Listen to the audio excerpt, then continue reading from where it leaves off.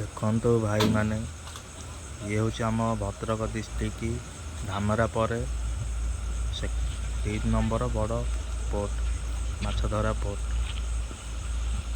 ହେଲା କସିଆ।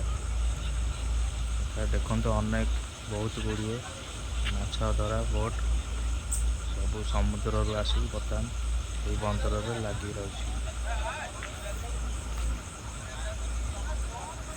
এই ବୋଟ୍ ଗୁଡ଼ିଆ ସବୁ ରାତିରେ ଯାଇ ରାତି ସାରା ମାଛ ଧରି ସକାଳୁ ସକାଳୁ ଆସିକି ଏଇଠାରେ ମାଛ ସବୁ ବେପାର କରନ୍ତି। ଦେଖନ୍ତୁ ଏଇ ଯେଉଁ ରାସ୍ତାଟା ଯାଇଛି, ଏଇ ନାଳ ଭଳିଆ ରାସ୍ତାଟା, ଏଇ ବାଟେ ହିଁ ସମୁଦ୍ର ଯିବା ପାଇଁ ବାଟ। ପାଣି ଯେତେବେଳେ ଜୁଆର ଆସେ ଏଇଟା ପାଣିରେ ଭରିଯାଏ, ସେହି ସମୟରେ ବୋଟ୍ ଗୁଡ଼ିକ এই ବାଟ ଦେଇ ସମୁଦ୍ର ମଝିକୁ ଯାଏ।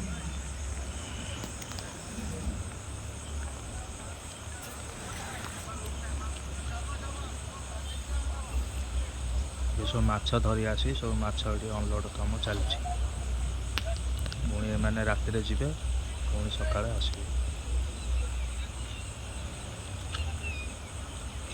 ଦେଖନ୍ତୁ ଏଇଟା ହେଲା ଏଇ ବନ୍ଦରର ମାଛ ମାର୍କେଟ। ମାଛ ଗୁଡ଼ିକ ଆଣିକି ଏଇ ମାର୍କେଟ ଭିତରେ ବିକ୍ରି କରନ୍ତି ସବୁ ମାଛ ଧରାଳୀମାନେ।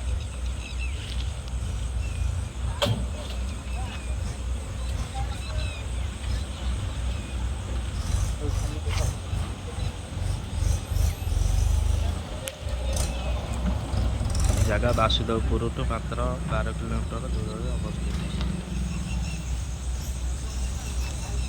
ଧାମେରା 30 କିଲୋମିଟର।